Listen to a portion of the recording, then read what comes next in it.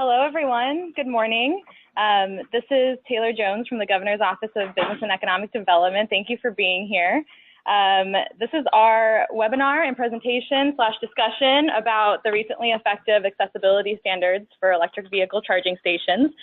We are live here in Sacramento from the California Division of the State Architect, and we have about 20-30 people in the room, and we have lots of people on the webinar from all over the state of California, and I know a couple people maybe from other states, so that's really exciting too. So big thanks for joining us today. We're looking forward to this discussion. On the webinar, everything looks functioning on my end, but folks on the phone or webinar, if you cannot hear us or something is wrong, please just send me a message in the chat box. I will be monitoring that the entire presentation. So before we get started, we just want to lay a few ground rules for our discussion and our webinar participation process because we do have a lot of people remote. The first hour of our time together today will be focused on a presentation by Ida Claire and Derek Shaw from the Division of the State Architect. During the presentation, we're going to have 3 natural pauses for questions throughout, in which we'll take questions on what was just covered. And then at the very end, we'll have a long discussion for the however long is remaining, hopefully close to an hour, that we can take questions on the entire thing.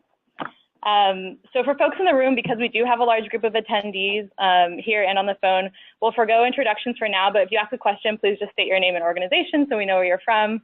And folks on the webinar, we're going to keep everyone's voice muted, again, due to the large number of people attending. But if you do have a question, please type it in the chat box and send it to me, and we'll read it aloud for the room. We'll also try to repeat the questions in the room because the mics are only up here at the front, so you're welcome to come up and ask it, or Tyson and I can repeat the question. If we don't get to your question, which I think will happen during this discussion because we'll have a lot of questions, whether they're site-specific or experience-specific, we will get to them later. So I'm taking down a list of all of the questions and we'll respond. I think all of us here hope that this, an outcome of this conversation is connecting all of you stakeholders with our office at GoBiz and the Division of the State Architect, so we can, continue these discussions in weeks forward. So we'll try to get to everything, but if not, we will follow up later. Okay, so formalities complete, I would like to pass the mic to Tyson Eckerly. He's our Deputy Director over at the Governor's Office of Business and Economic Development for Zero Emission Vehicle Infrastructure. Tyson will be our moderator for the day.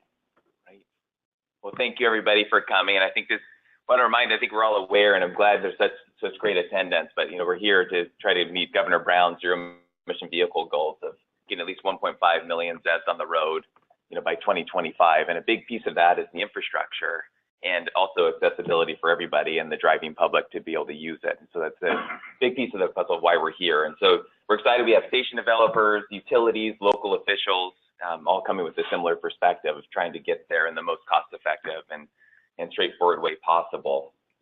We know that many of you, participated in that multi-year stakeholder process to help bring these standards, develop these standards. And now that they're in effect, our goal of today is really to focus on implementation. It's not kind of like opening the standards back up, but really like how do we work within what's been defined with those standards and implement them. And I think there's, based on the conversations we've had, there's been a lot of questions and confusion about, how to navigate throughout there on the ground. And so we're hoping we can answer a lot of those questions today. We're thankful we're partnering with the Division of the State Architect, to share their expertise and establish a common understanding and really hopefully provide some clarity as we go forward. And, a big piece of that, though, going forward, we do want to keep the dialogue going. So from your experience on the ground, we want to learn from it so that, if we do find creative solutions, it can be shared with others, and so we can all, benefit from them. It's really kind of that rising tide that lifts all boats type of approach. But fundamentally, at the core of today's discussion, we're balancing today's discussion and also, but in this concept in general, we're balancing really kind of 2 key Californian values. It's accessibility and the services, for new technology and the early growth of a market in its infancy. And, as California, we have the largest electric vehicle market, zero emission vehicle market in the country. And it puts us in the leadership position, a lot of it because of what Governor Brown's been doing. So we're also leading in this context as well, as far as meeting the federal standards for accessibility and also deploying infrastructure to meet our deployment targets and everything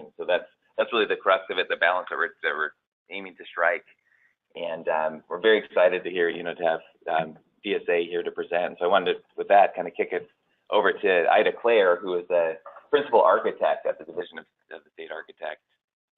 I guess it's kind of redundant in a way, but, but thank you very much, Ida. So she'll go through the presentation and we'll go from there. Is this the, yep. So there's the Awesome. thing there. All right. Hello, thanks for coming today. We're really excited to have this presentation for you and assist in getting you familiar with the EV charging regulations in California. I'm Ida Clare, Principal Architect here at the Division of the State Architects. I'm joined today by Derek Shaw, Senior Architect in the Access Codes and Standards Division.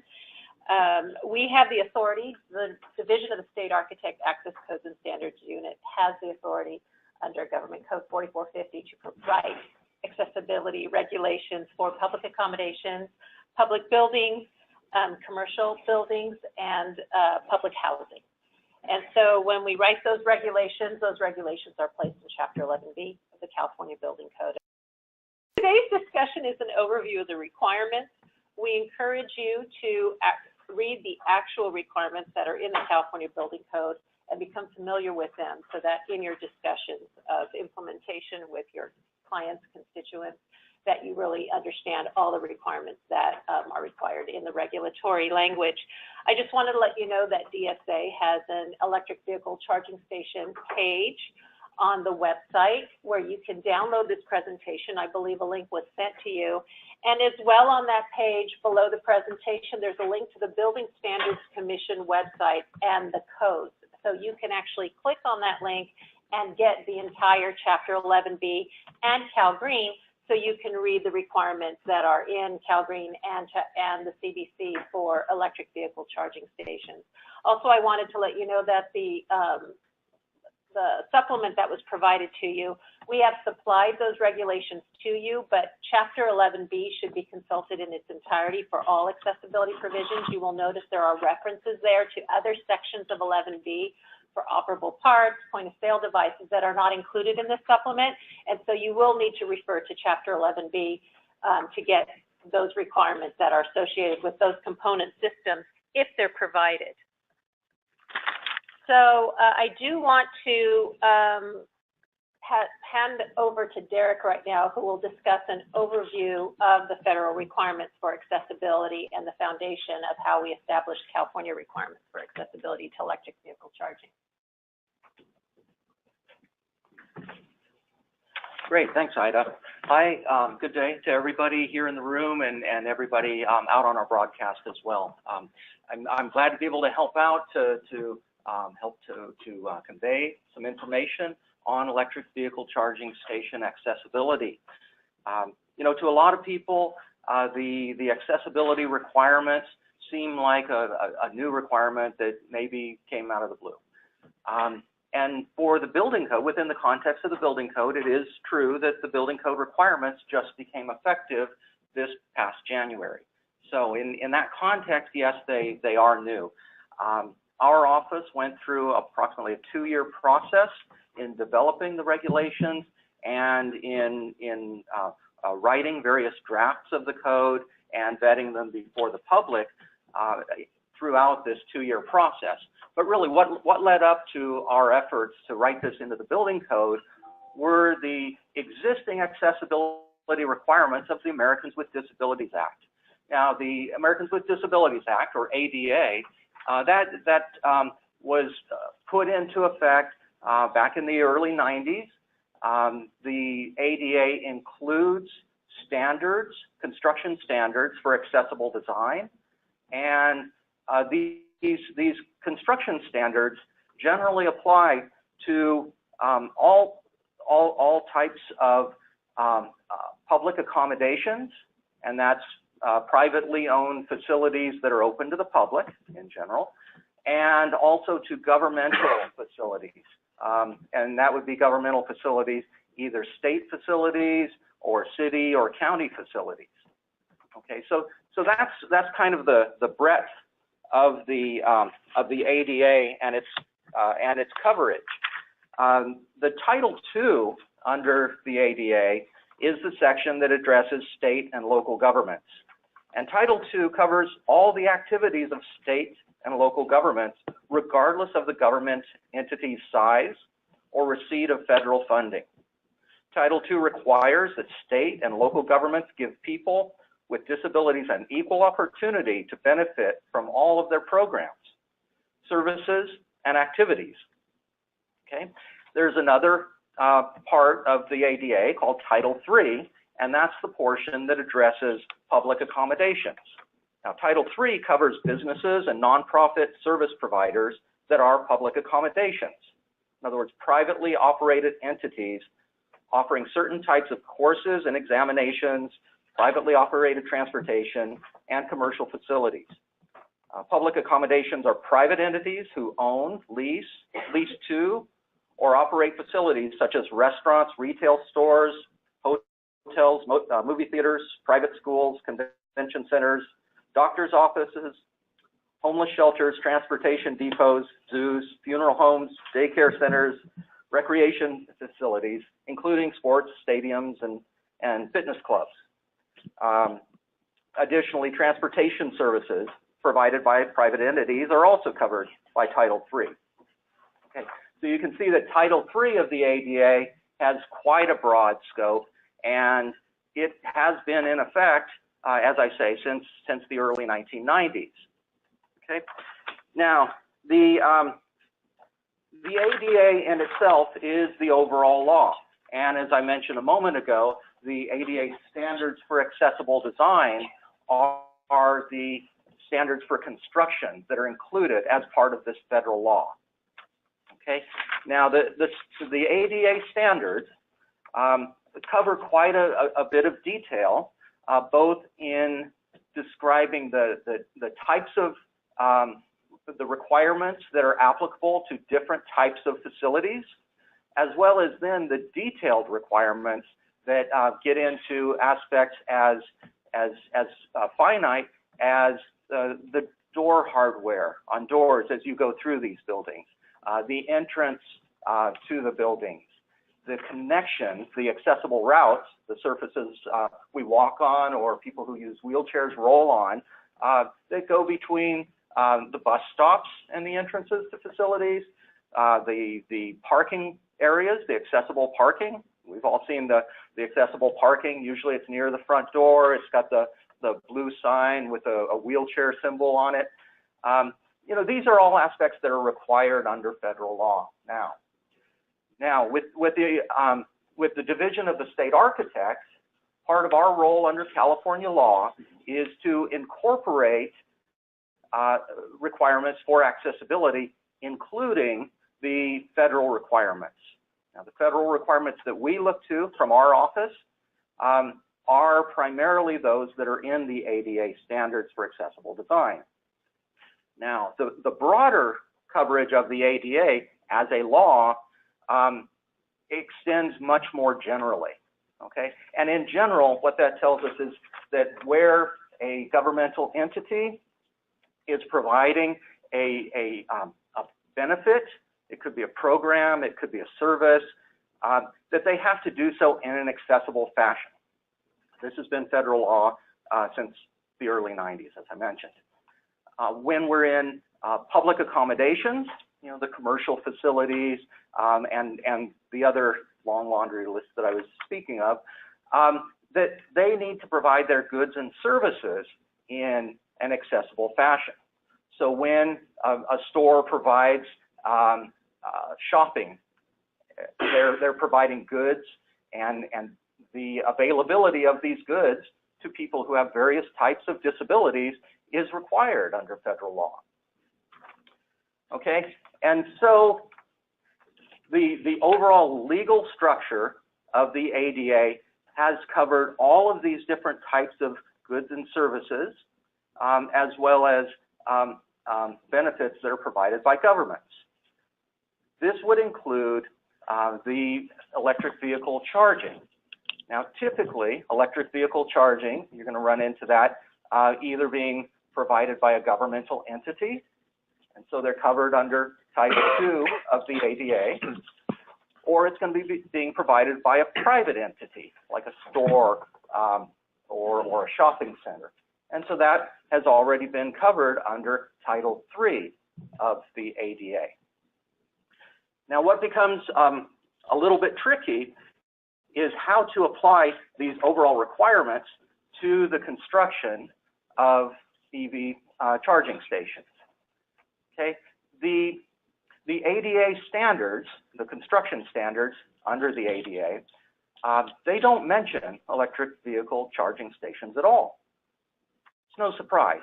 The ADA standards were crafted and passed back in 1990 originally, and really there just weren't too many electric vehicles at that time, let alone a broad network of charging stations that we see now being deployed throughout the state, throughout the country, and throughout the world. But nonetheless, conceptually, they were already covered by the federal standards. So there have already been obligations to provide accessibility at these facilities which provide electric vehicle charging, either through the government or as a public service, through the private entities. Now, how is this addressed currently under the federal standards? Well, it's a little bit murky, but the courts have given us good reinforcement to the general concept that's provided in the ADA, that where the goods and services or the governmental programs are provided, that accessibility is required. Now, the ADA standards address a lot of very specific construction requirements, as I mentioned, but they don't mention electric vehicle charging stations. Now, typically, the opinion of the Attorney General under the Department of Justice, the U.S. Department of Justice, is that where a covered, where a government is providing a program, or where a public entity is providing goods or services, that even if it's not covered under the standards for construction, the ADA standards, that nonetheless that the owners or the government entity has an obligation to provide accessibility in some manner. Okay. Now, a lot of times that comes about by comparing the construction standards under the ADA standards and looking for elements that are similar to an unregulated and unmentioned element, such as electric vehicle charging stations. So what we see in the ADA standards is that they do certainly regulate parking spaces, and we look to those and we say, hey, those are similar. We've got a vehicle that pulls into a physical space, and so it is likely that a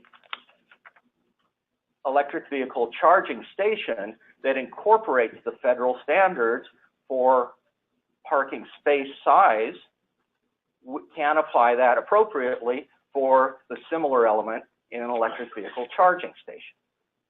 Okay. Now, additionally, when we look at the ADA standards for accessible design, we see that they do cover controls. We see that they also cover automated sales interactions, consumer controls, where a person may purchase a ticket or to a public transportation, for example. And so we start to see that those elements are kind of similar to the controls that we see now in the electric vehicle charging station. Okay, so while the ADA standards don't expressly address electric vehicle charging stations, we can see that there can be some provisions that are already in the ADA standards that regulate and give good requirements for those different types of facilities. Now, the ADA standards is under the federal law. Okay, now what we do here at DSA is we incorporate the accessibility requirements into the California Building Code. And so in our process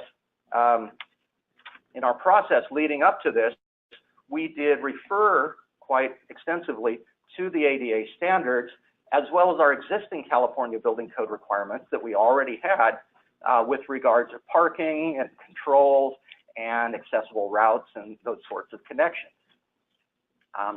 Those have been incorporated, and you see those in the new regulations that are coming into effect. Now, some people will say, well, when the ADA standards does not cover an element specifically and explicitly, do we really have a requirement to do so? Well, I mentioned that yes, the Attorney General in the Department of Justice has given the opinion that yes, they do. Furthermore, it's been confirmed under the court case Fortune versus the City of Lomita. Now, this is not with regard to electric vehicle charging stations, but I think you can get an idea of the kind of obligation that the courts see for elements that are not explicitly called out in the federal ADA standards. Okay, and I'll just go ahead and read a little excerpt here. I think this is also in the package that was emailed out earlier. But in Fortune versus City of Lomita, the Circuit Judge Paez said that in this case, we must decide whether Title II of the Americans with Disabilities Act requires local governments to provide accessible on-street parking in the absence of regulatory design specifications for on-street parking facilities. We hold that it does. And then in conclusion, in that same case, they say that the text of the ADA, the relevant implementing regulations, and the DOJ's interpretation of its own regulations all lead us to conclude that public entities must ensure that all normal governmental functions are reasonably accessible to disabled persons, irrespective of whether the DOJ has adopted technical specifications for the particular types of facilities involved. Accordingly, we hold that Fortune has statement. And so, anyhow, so you can see that legally we do have this concept of an obligation, even absent the specific technical requirements. In this case, they were talking about parking, but I think that very logically you can use that to understand the relationship then for accessible electric vehicle charging stations. Okay, and I think with that, go ahead and turn it back over to Ida, and I'll be back. Thank you, Derek. So what's important for what Derek has covered is really a basic understanding that accessibility to electric vehicle charging stations is not optional. It's not optional under the federal standards. It's not optional now, obviously, under the state standards. What's very important, and you can also find in your supplement, is that a determination by the United States Access Board, the only guidance that they have provided on electric vehicle charging at the federal level is included in your supplement. It's one page. It's an example graphic. Those are not, that graphic is not regulatory. They're giving guidance and ideas because there are no regulations in the standards. And so what's important to gather from that is one very, very important element that we have based our standards on. Charging is not parking. While a vehicle needs to be parked to charge, they are treated separately because charging is a service that a consumer is acquiring, just kind of like that bottle of shampoo. And parking is you need to arrive at the site in order to exchange and obtain those services. And so when individuals ask us, well, why can't we just put a charger at an accessible parking stall? Well, California law under the Vehicle Code restricts use of the parking stall, the accessible parking stall, for an unlimited amount of time and to individuals with a placard, generally free of charge, okay? And so you can imagine that if a charger is placed at an accessible parking stall, they do not have to have an electric vehicle. An individual with a disability that owns a parking placard does not have to have an electric vehicle to park there.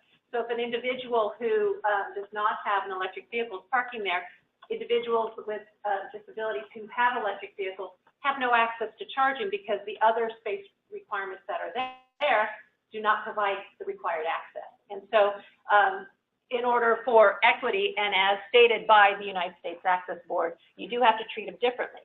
So parking is parking, charging is charging, which is why it necessitates, a charging stall necessitates accessibility separate from parking.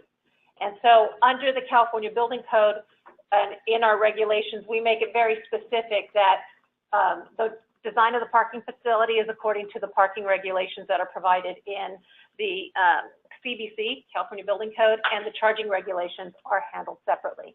And so when we state that they're handled separately, this is something that's not negotiable, okay? And it's not negotiable because we, as in California, in our regulations, have to meet the minimum federal standard.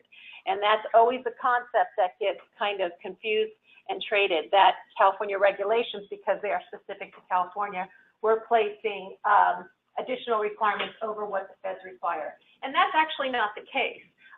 We are required to meet the minimum federal standards, and generally with our regulations that we have put forth in the California Building Code, we are just making it specific. As Derek had mentioned, the ADA standards are not specific to electric vehicle charging. The ADA regulations overarching say you provide a good or a service, it's got to be accessible. California, because Governor Brown has this really ambitious goal of having all these electric vehicles available in the state and the charging infrastructure to support it, we have felt that there was a need to make it specific so that we could provide clarity to everyone in installing the charging stations and actually not put into jeopardy or liability business owners and city and government who actually provide charging but don't think about providing accessibility to them because it's not specific. So that was the goal of our regulations, was to provide specificity. I do want to say that throughout, as far as we know, throughout the country and also throughout the world, we are unique. We are the only ones who actually have regulations for electric vehicle charging accessibility, specific to electric vehicle charging. And so in starting that, we will start with our presentation. This is Governor Brown's executive order. I'm not going to go into the detail with this because Tyson covered it. But in the California Building Code, or the California Building Standards Code, the California Building Standards Code covers the electrical code, the building code, the green code, the mechanical code, there's the fire code, there's a lot of components. I'm going to be discussing two today that relate to electric vehicle charging, infrastructure and physical requirements. I'm going to start with the Cal Green Code. So as of January 1st of this year, the California Green Code, the Cal Green is what we call it, requires charging infrastructure to be provided for all new construction projects. That does not mean that the chargers need to be installed. It just means that charging infrastructure needs to be provided and considered at the initial stages of new construction so that you can actually go and develop the charging capacity later on in the project, and you don't have to, it doesn't make it as difficult. And so it requires infrastructure and EV spaces for new multifamily residential facilities and non-residential facilities. An EV space is under Cal Green, an EV space, when we talk about EV spaces, is a space intended for future installation of EV charging equipment, because Cal Green only deals with infrastructure. It doesn't deal with physical space requirements. And that, just a reminder that there's no requirement for EV spaces to be constructed or available until the chargers are actually installed, okay? So in Cal Green, there's specific definitions. So when these terms are used in the Cal Green requirements, you should really look to the definitions about what these individual definitions, they do align with our building code definitions, but it's important to, when you're using the use of the code, to look at these definitions so that we know what we're putting in reference what we're talking about when you find this language. And I'm not going to go over it extensively, but the charging station is the charger, the space, and everything that's provided for a future installation under Cal Green. And the electric vehicle supply equipment is usually the mechanisms that supply the infrastructure. Okay, so under multifamily residential, this is what we're talking about now. It applies to new facilities that have 17 dwelling units or more, and EV spaces are calculated as 3% of parking spaces. So the local authority California will say, local zoning requirements will say, for any new multifamily residential, you need to provide this many parking spaces, okay? And based on that number, now under Cal Green, 3% of those parking spaces need to be reserved for EV charging in the future, okay? So you need to provide the infrastructure for 3% of whatever you're providing for parking. And at least one EV space shall be in a common use area and available for use by all residents. Then Cal Green, because they want to encourage people to be more green than just the minimum, they have what they call voluntary measures. And if you just go to Tier 1 and Tier 2, if any of you are familiar with the LEED building system and they have the certified silver, gold, platinum, Tier 1 and Tier 2 are similar to that in concept. So if you want to be more green than the minimum, these are voluntary. You can provide 5% of parking spaces for electric vehicle charging. Next. And so the mandatory measures for infrastructure is these electrical requirements. So the EV spaces, as they are designed, when EV chargers are installed. So in private multifamily residential facilities, now this means owned by a private owner. Under the building code, residential facilities are covered in two different sections. Chapter 11A deals with privately owned multifamily residential facilities. Chapter 11B deals with publicly owned housing available for public use, which we call for public housing. And I'm not going to get into extreme detail with that because it's a little technical, but your building official will help you determine, and as well as your owner, determine whether your facility you're addressing is private housing or public housing. But private housing, EV space shall be located adjacent to an accessible parking space with a shared access aisle. Again, it's not combined. It may have a shared access aisle, but it's not combined. They're separate. There's an EV space and there's a parking space. And then EV space shall be accessible according to the specified requirements in Cal Green and located on accessible routes. So in privately owned multifamily housing, there's minimal requirements specified in Cal Green for the space size. They are not in Chapter 11A. They may be coming in Chapter 11A in future code cycles, but right now they're handled 11B. In multifamily public housing facilities, EV spaces shall be provided in a public use and or common use area and accessible according to 11B scoping and technical requirements. Those are the regulations that we write, and so when it's a public housing facility, you follow Chapter 11B regulations, which are very specific, as we will discuss today. Next. Okay, so Cal Green gives us a table to determine for non-residential. So we just covered residential. Now this is your commercial facilities, this is your city parking garages, this is non-residential Cal Green measures. And they base the electric vehicle spaces required on this number. So if you have 0 to 9 parking spaces, you need to provide, sorry, I take it back. If you have 10 to 25 parking spaces provided, you are required to provide the infrastructure for 1 EV space. And then the number proceeds ahead of that. If you have over 201 parking spaces in any facility, this is new construction, you need to plan for 6% of spaces to be allotted for electric vehicle charging.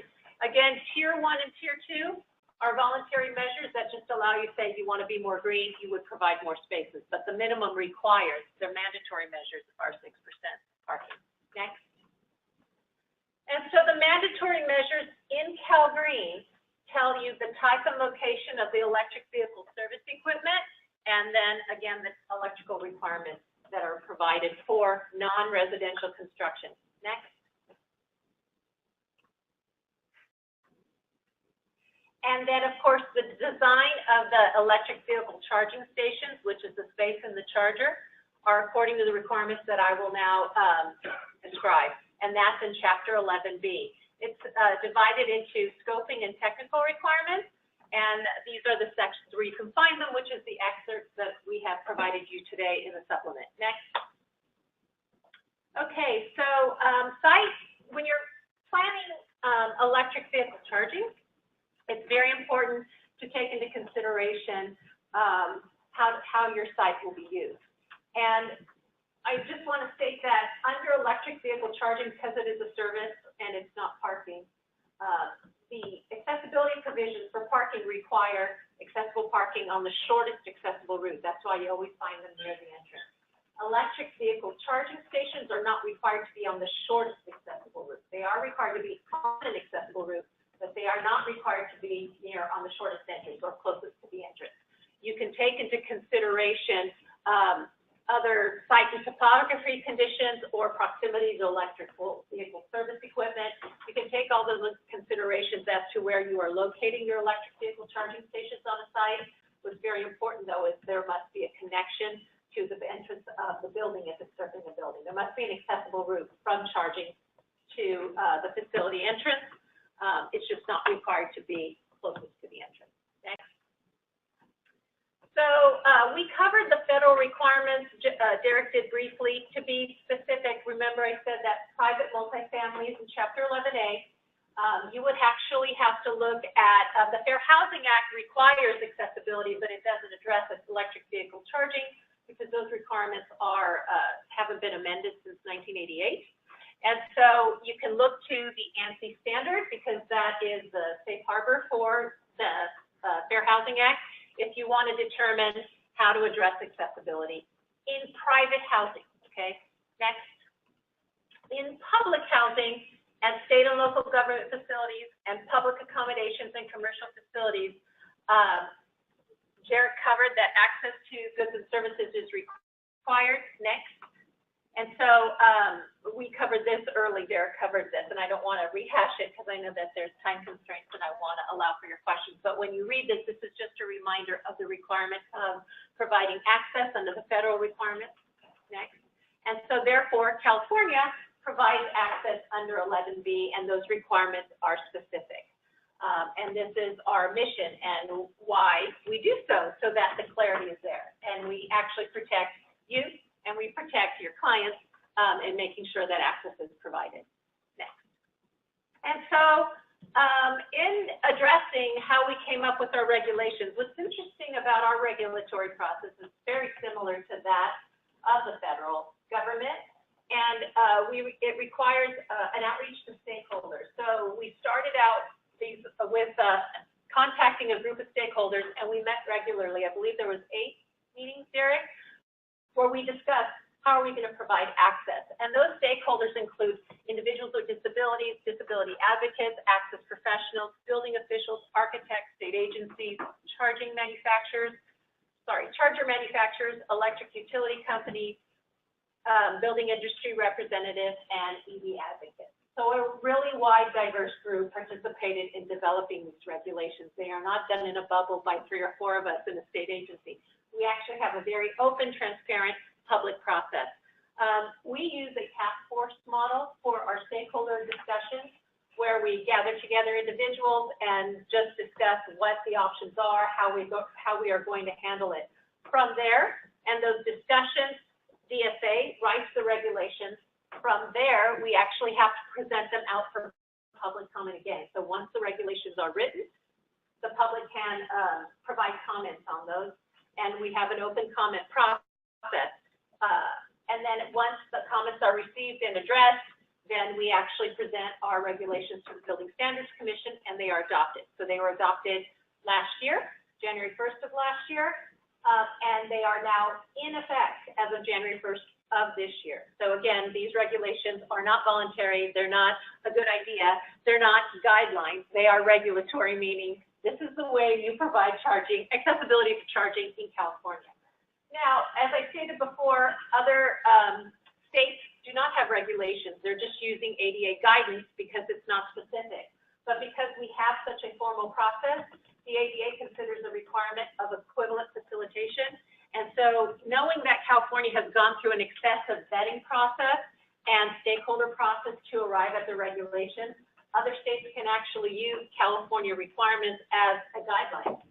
It's not regulatory to them like it is in California, but because the process is so intensive that it could be equally considered as equivalent facilitation of providing the guidelines, and it kind of allows somewhat of a safe harbor that you're addressing accessibility in a manner that's really been seriously considered. So that's the benefit that our regulations actually provide beyond California. it's very important because under the federal guidelines, they only develop the it takes about 20 years for them to amend their standards.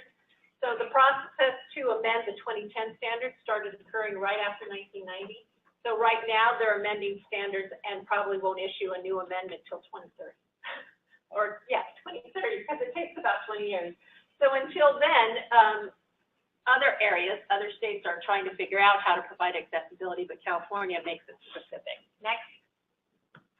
And then, of course, this is just the timeline of the development of the regulations, but what's important is that they're effective now.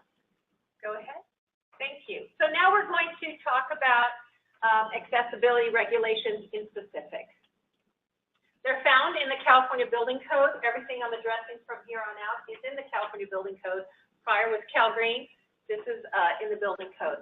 And the way the Building Code is used is you always start with definitions. We have a few definitions that are applicable to electric vehicle charging. Then you go to scoping, which is in Division 2, and you have those the scoping requirements also in your supplement, and that is in 11B228.3. Scoping tells you what type, how many, okay?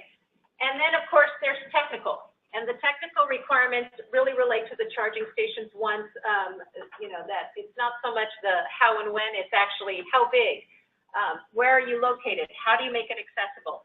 That's in Chapter 11B, Division 8, under Section 11B, 812. Next. These are the definitions. Again, like I said, they align with definitions in Cal Green. However, when these definitions are in the Building Code, this is when you are actually installing stations. So that's how these definitions vary a little bit differently than Cal Green. Cal Green is for when you are planning, and these definitions are when you're installing. Okay, so this is what's really important in understanding scoping. An electric vehicle does not need to charge every time it's parked. Therefore, public and common use electric vehicle charging stations are charging spaces and not parking spaces. While an EV needs to be parked in a state to charge, charging and not parking is the primary purpose of an electric vehicle charging station. And EV charging is a service provided by the facility owner or public entity and therefore must be accessible. Next. So local zoning codes may vary, and some jurisdictions may permit a facility owner to meet parking requirements with a combination of parking and charging, but accessibility requirements are handled differently. Okay, you have to provide accessibility to parking, and you have to provide accessibility to charging separately. And then, of course, where the provisions are located in the CBC. For parking, it's 208. For charging, it's in 228.3. Technical provisions for parking are in 502, and technical provisions for charging are in 812. And that's very important. We separated them in the code on purpose so that they wouldn't be confused and combined. Next. And so, again, understanding this, accessibility regulations do not require electric vehicle charging stations to be installed. When an owner chooses to provide them, they must be accessible, but there's no requirement to provide them. Cal Green may require you to provide infrastructure, but they don't even require you to provide the charging until you choose to do so. So understanding right now that a lot of this is voluntary. There are mandatory measures to prepare, but there's no requirement right now still to provide charging. And when they are installed, accessible electric vehicle charging stations provided for common use, public use must meet scoping and technical requirements. Okay, next. So there are two exceptions to providing accessibility to electric vehicle charging, and this is in the Building Code. One are those not available to the general public and intended for use by a designated vehicle or driver.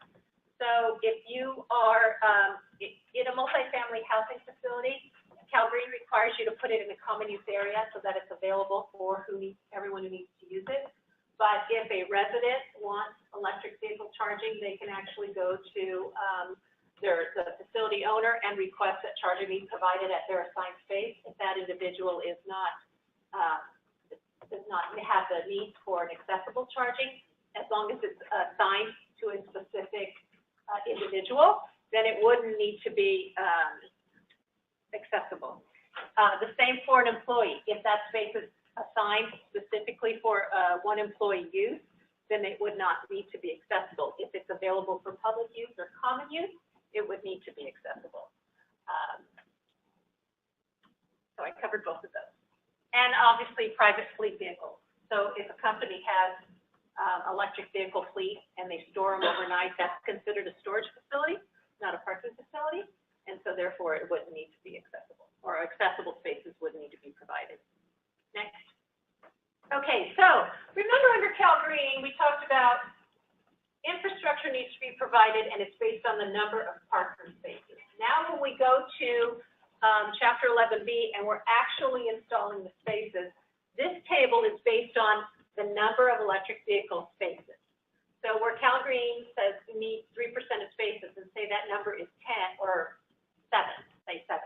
So you are now required by Cal Green to have 7 spaces based on your parking number. From this, you would go to this table and say, okay, I have 7 electric vehicle charging spaces. That means I require 1 accessible van, 1 standard accessible, but no ambulatory. So this is how you use this table. The tables are handled differently under Cal Green. It's based on parking. Here, it's solely treating the electric vehicle charging station number. And what's important is that where an EV charger can simultaneously charge more than 1 vehicle, the number of electric vehicle charging spaces is considered to the number of electric vehicles that can be simultaneously charged. Sometimes the charger has 2 connectors and serves 2 spaces. It's not based on the number of chargers, it's based on the number of spaces it can simultaneously serve. If they have 2 connectors and they don't serve 2 spaces, the charger is only given an option of the charge level, whether it's a charge level 2 or a charge level 3, but it only serves 1 space. That's considered 1 space, not 2 spaces. So it's important to address how much the charger can simultaneously charge and the space that you're provided to base this number. Next. Okay, so when new charging stations are added to a site with existing charging stations, the total number of new and existing is used to determine the number of the accessible. So we have stated that our electric vehicle regulations are applicable after January 1st of this year, which was 2017. And there were many electric vehicle charging stations installed, many of which did not provide access or did not address access. These regulations do not require you to go back and make those accessible because the regulations were not in effect. What should access have been provided? Yes, as we discussed, but our regulations under the CBC only address from January 1st of this year new construction and alterations. But we do consider that when you're looking at the total number being provided, the table that we just discussed does take into consideration any existing that are already installed. You can address access on the total number based on the new, so you don't have to retrofit the others, but the number is based on the total number that's provided. Technical provisions apply only to new and altered EVCS, and the CBC does not require existing charging stations to be altered. Operable parts on all new and altered EV chargers must comply with the requirements for operable parts, and that is a 5-pound force, 1-hand usage. Those requirements are in 309.4. Next. So our charging regulations address 4 different types: a van accessible charging space, a standard accessible charging space, an ambulatory space, and a drive-up space. And these requirements are in 812 and also in the supplement that's provided to you. Next. Okay, so I'm not going to get terribly into these. These only describe the space configurations for a van accessible, for each of the 4 spaces. What I do want to address, though, is that 12-foot space. If you recall parking, there is an option to provide either a 12-foot wide space with a 5-foot access aisle or an 8-foot wide, 9-foot wide space with an 8-foot access aisle. Electric vehicle charging is different. We require a 12-foot space with a 5-foot access aisle, and that's because the car can shift in that 12-foot wide space depending on where the connector is on the car. So they would park closer to the access aisle if the connector's on the driver's side, so that if they need access with a wheelchair or a mobility device, they can get it. If they have it on the other side, they can actually get greater access on the passenger side. And if they have an electric van, which are coming, and they have a chair lift in the van, then you have the 8-foot access aisle while parking closer to the left. So it does allow for flexibility. In that model that you have under the federal standards that you have in your supplement, you'll see that there's 2 access aisles with a narrower space. We just really mark one access aisle and allow that flexibility within the 12-foot space, but the space requirements are similar. Next. The standard space is typical to a standard accessible space, 9 by 18 with a 5-foot access aisle. This can be shared, so you can have a 12-foot wide van space, a 5-foot access aisle, which is required to be on the passenger side for a van space, but your next space could be 9 feet wide, and the access aisle can be on either side. So they can share an access aisle to have 2 accessible spaces. Next.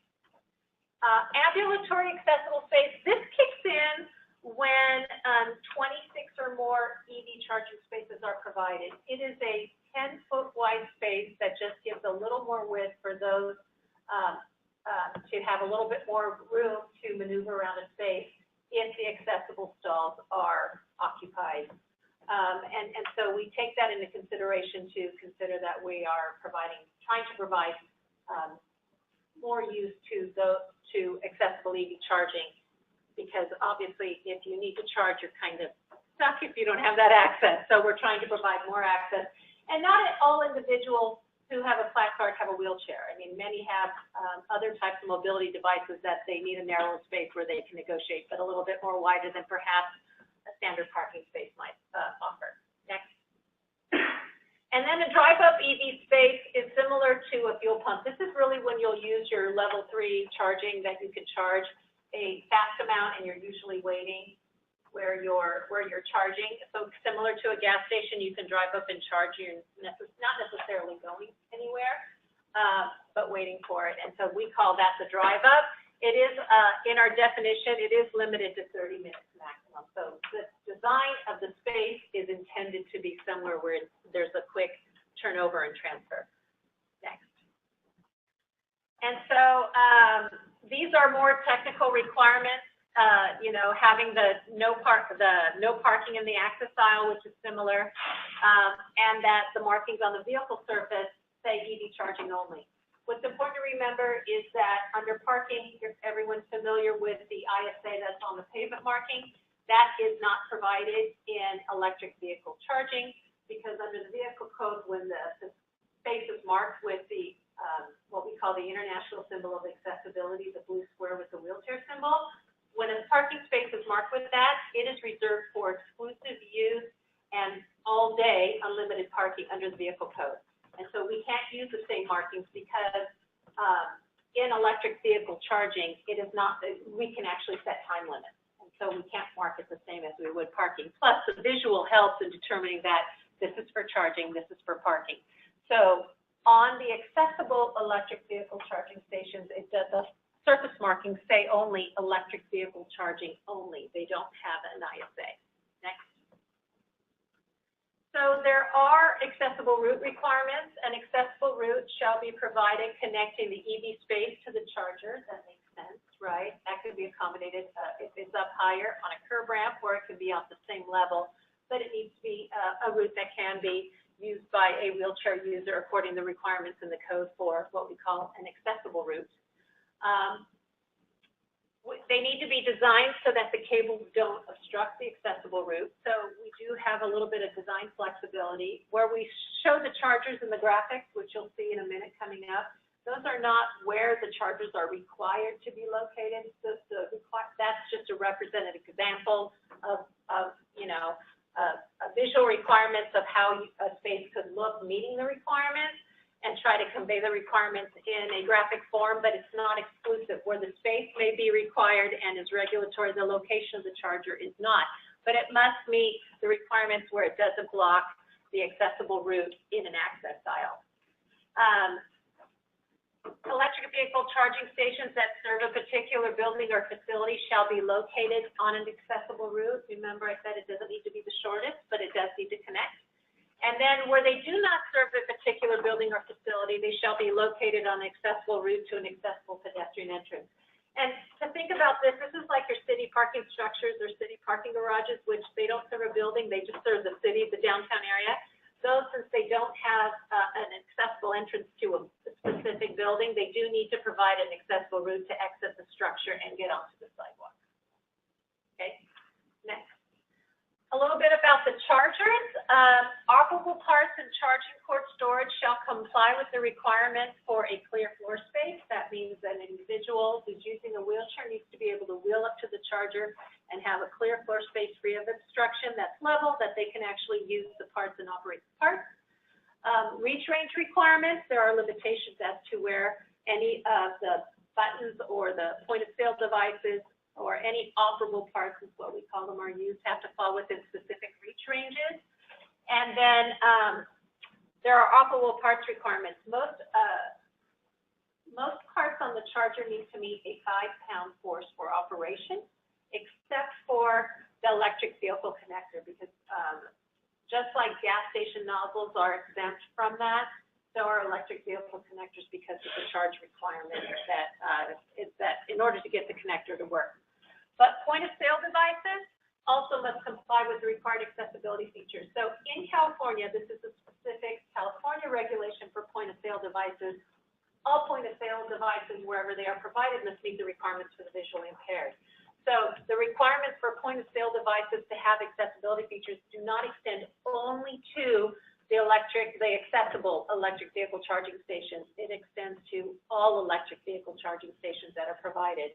And that is because an individual who perhaps has visual impairments, maybe a passenger, may want to pay for the power that goes into the electric vehicle for the driver, but they may not need an accessible stall because their impairments are not mobility impairments. So all chargers need to meet the requirements for point-of-sale devices for that have the accessibility features, which are usually the features for the visually impaired or blind. EV charger requirements, this is where they're located. Again, the graphics do not specifically state where to locate them. You need to look at regulatory language, and it applies a little bit of flexibility so that you can have that design for whatever location that you need to look at. And your building official will make sure that you meet the requirements when you look to that. Next. Okay, so identification is important. As you know, as I stated previously, the ISA on the pavement and parking, and ISA above the parking stall reserves the space for unlimited use. And we have already stated that for 4 or less charging stations, they are not reserved. So you provide the space requirements, but there is no signage that requires then the station to be reserved exclusively for individuals with disabilities. Okay. Once you hit 5 charging stations, the van accessible space is reserved for those with the placard, and that's when it has the ISA at the front of the stall. Remember, no pavement markings, because that would make it a parking space, but the ISA at the head of the stall reserves it when you provide 5 or more. But when you have 5 or more, it kicks in another standard accessible space. That one is not reserved. So at that time, you still have that one flexible to be used by everyone, but the van accessible one would be reserved. Next. And then, of course, when you hit 26 or more, all accessible spaces that you have provided are reserved, and then you kick in a ambulatory space. And the ambulatory spaces are never required to be identified as accessible. You'll just see them as wider spaces and so everyone can use them. And then, of course, the drive-up EVCS, while it needs to have level areas so that people can maneuver around it, there's no striping, there's no signage for a drive-up EVCS. There are requirements for accessibility, but you don't really notice that they have any physical characteristics of an accessible stall, because it mostly extends to being able to provide an accessible route to the charger and a level area, and space requirements that are unmarked. Next. Okay, these are just a little bit about the signs that are provided. The van accessible stall does have to have a van accessible signage requirement once it's 5 or more and reserved. Next. Okay, so understanding that charging limits. Parking is unlimited. You can apply charging limits to an electric vehicle charging station, even the accessible ones, if it's usually if it's signed by the local ordinance. So you do have to check what the local ordinance requires in doing that. Next. And then now we just give a little bit of graphics on these sample layouts. So this is when you are having 2 electric vehicle charging stations.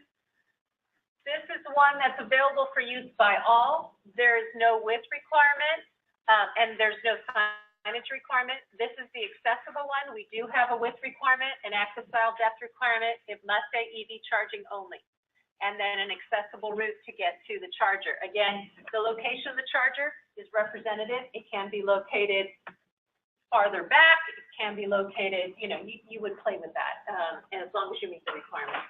Next. This is when you have 5. So here is the van accessible space. It's reserved with the sign. Here is the standard accessible space. That's why it says EV charging, but there is no signage, means it's available for use by all. It does have width requirements, and it does have the access style requirements, especially the no parking. But these other stations are not regulated in the accessibility provisions. They're electric vehicle charging stations, but those requirements are by local ordinance, if they have any. Next. And then, of course, when you hit 26 or more, so this is kind of cut off. We're obviously not showing 26 spaces here, but this illustrates the van accessible aisle with the reserved sign, the standard accessible with the reserved sign, because remember, 26 or more, all that you've provided accessible are reserved. And then, of course, an ambulatory, which is not reserved, but it does still say EV charging, and it's just a little bit wider. Next. And so I'm going to pass this on to Derek right now. We're almost done with our presentation. I addressed really a lot of new facilities, and those are easy to address these requirements because you're starting from scratch. But we do have some requirements in the building code that address when you put EV charging into existing facilities, and I'm going to pass that on to Derek. Okay, so the next portion that I'm going to address is what happens in an alteration. An alteration is an alteration of an existing facility. And the term facility, you know, more specifically can address the EVCS facility, but in other parts of the code it addresses more broadly the facility, such as a site or a building. Okay. However, for the purposes of electric vehicle charging, when we see in the requirements of Section 11B-202.4 that when alterations are made to existing buildings or facilities, an accessible path of travel, and that's a term of art, an accessible path of travel to the specific area of alteration or addition shall be provided. Okay. Now, path of travel as a term of art includes not only the accessible route to get there, but also toilet rooms that serve the area of alteration, telephones, the entrance to the building facility that serves the area of alteration. Okay. Now, if we can go to the next slide, please. And so, okay, so I've addressed this. I can go to the next slide. Now, there is an exception, and this is going to be really critical for EV charging. When you install new charging stations at existing facilities where vehicle fueling, charging, parking, or storage is a primary function, then the path of travel improvements are limited to 20% of the cost of work directly associated with the installation of EVCS. Okay, so that means in those cases that you are required to spend, if necessary, to bring them up to current code requirements, up to 20% maximum of the cost of the installation of the alteration, the installation of EVCS in this case. Okay.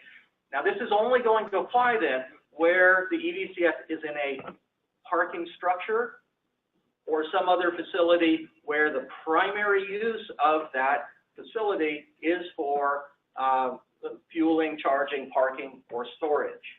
Okay. Now, where do you have an alteration where the new EVCS is being installed in a location where the primary function of the overall facility is not fueling, charging, parking, or storage, like at a shopping center, at a business office. Any of the examples that are not primarily parking or fueling, then you have no path of travel improvement obligations at all. You're completely exempted from them. The accessible route requirements to get you to the entrance of the facility, or as Ida had mentioned earlier, to the public walk, if there is no associated building, then those are still going to be there. Those are accessible routes, but those are different than the path of travel obligation. Okay, so on the one hand, if you go into a city parking garage, okay, now a city parking garage, if it stands alone, then that is the primary function of that space, is parking. Okay, so that's gonna fall into this first bullet point here, because that becomes a primary function for parking. Okay, so in this case, you do need to provide improvements to the toilet rooms if there are any provided. If there aren't any, you don't have to build new toilet rooms. But if you have toilet rooms there, you need to make sure that they're accessible and that the accessible route extends to those areas as well. If, on the other hand, you're installing in a parking structure that is associated with an office building, now on that site, the office building conducting business is the primary function of that site, and it's not parking. Parking may be provided, but generally that's provided to support the primary function of conducting business in your office building. So in that case, you get the full exception, and you have no path of travel obligation in that case.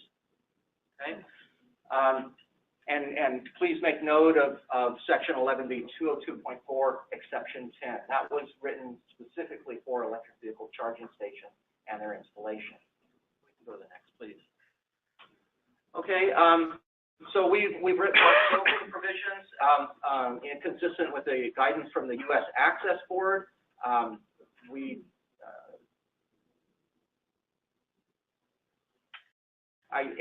think I've conveyed that information basically in the prior slide. We can go to the next. Can I interrupt a second? Yes, of course. What that basically said is that when you have an improvement in an office building, and that you provide both on your site, you have both charging and parking, that parking is a site arrival post, so an improvement in that office building may trigger improvements to the parking area, but it will not trigger improvements to a charging station area for a project that occurs within the building. Path of travel is applied to all alteration projects under the California Building Code, which are those elements of path of travel from the site, from parking, from bathrooms. We're just saying that because parking and charging is different, that when you're doing an alteration inside the building official is not going to make you upgrade both charging areas and parking areas, only parking areas. So that's also an additional exception. Yes. Sorry, I wanted to clarify that. Yes, that's incorporated. Yeah, that's great. Thanks, Ida. You're welcome. That was what that slide was about. It's just a little confusing. Okay. Now, all alterations under the building code, alterations to existing facilities, they are subject to technical infeasibility, and you'll see that in Section 11B-202.4. What that does is it tells us that the alteration has to comply with the requirements of the code. And if they can't comply with the requirements of the code for the purposes that would be determined to be a technical infeasibility, that's determined by the building department. So again, it's good to work with the building department early in your planning stages. Then the obligation is to comply with the requirements of the code through equivalent facilitation or to the greatest extent feasible. Okay. Unreasonable hardship does not apply to the path of travel improvements triggered by EVCS because the path of travel improvements are already limited to 20% of the adjusted construction cost. That's for other types of construction projects. other than EVCS. A lot of times the unreasonable hardship provision is invoked. It's kind of similar to the exception that is provided in the first paragraph of exception 10 for EVCS. So you can't pile one exception on top of the other.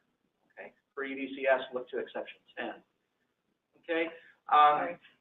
Thank you. Okay, we can go to the next one. Thank you.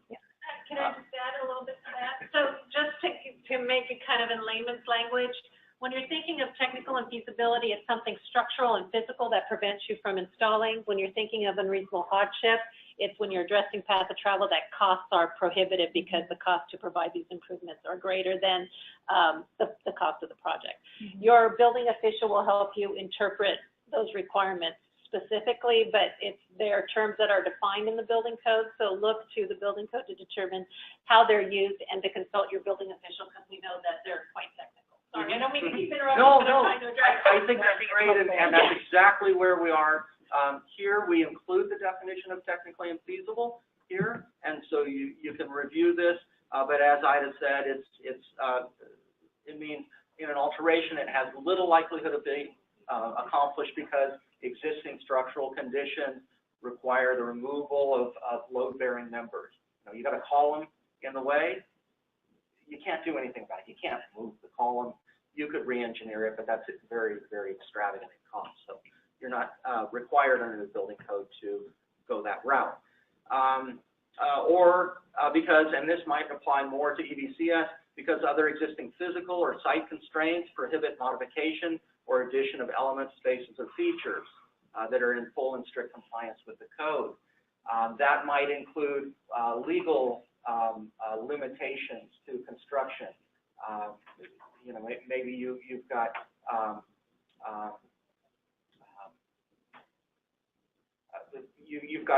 of course, the boundary of the site is a legal limitation. You can't be obligated to construct outside of your own site, or you may have power lines that cross over the site, and you may be prohibited from constructing under the area where the power lines are. So these are some examples of legal constraints that might impact your projects. Next slide, please. Okay, so the key here is that the determinations of technically infeasible by the building official are addressed on a case-by-case basis. In other words, the building official looks at every single project individually to determine if there are technical infeasibilities. Now, most building departments will require the applicant to say, hey, building official, we've got an issue here. We think this is a technical infeasibility, and these are the reasons why we believe, the substantiation that we believe this is a technical infeasibility.